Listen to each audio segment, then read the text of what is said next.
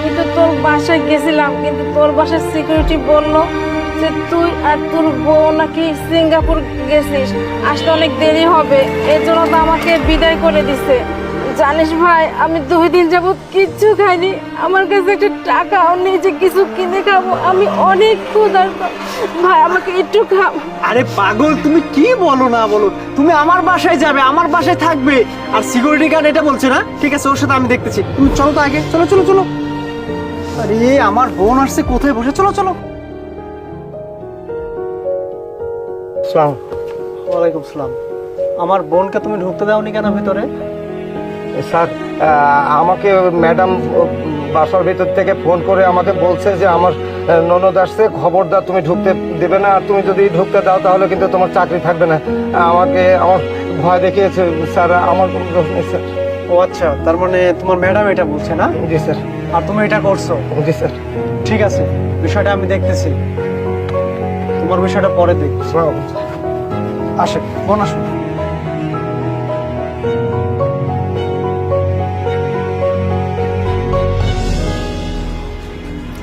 Phone ভালোই টিপা হচ্ছে নাকি? আরে আরে চলে আসছো তুমি? হ্যাঁ, চলে আসলাম সময় মতো। তোমার বাসায় কে আসছিল আজকে? বাসায় কই কেউ আসেনি তো। কেউ আসেনি?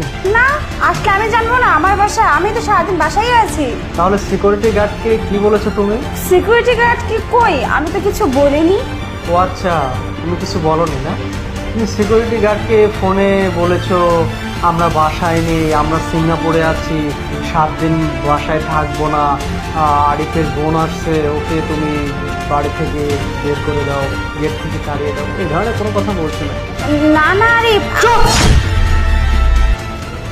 আবার কত বলবা? হ্যাঁ, তোমার সাহস দেখে আমি অবাক হয়ে যাচ্ছি। তুমি তুমি আমার বোনকে আমার বাসায় আসছে, আর তুমি মিথ্যা কথা বলে আমার বোনকে ঘিটে অব্দি ঢুকতে দাও। বোন আসছি, দেখো তো চিনতে পারো? আরে তোমার বোন? হ্যাঁ, ইনি আমার বোন, যে কিনা আজকে না থাকলে আমি এত দূর অব্দি পৌঁছাইতে পারতাম না। তার মাথার ঘাম পায়ে ফেলে আমাকে তিল তিল করে বড় করেছে। ছোটবেলায় মা বাবাকে হারিয়েছি, মা বাবার অভাব কোনোদিন এই বোন বুঝতে দেয়নি। আর সেই বোন 2-3 দিন ধরে কিছু খায়নি, পেটে ক্ষুধার্ত। আর সেই ক্ষুধার্ত ব্যক্তি আমার বাসায় আসছে, আর তুমি তাকে মিথ্যা কথা বলে বাড়িতেই ঢুকতে দেওনি কেন? আমার বোন গরিব,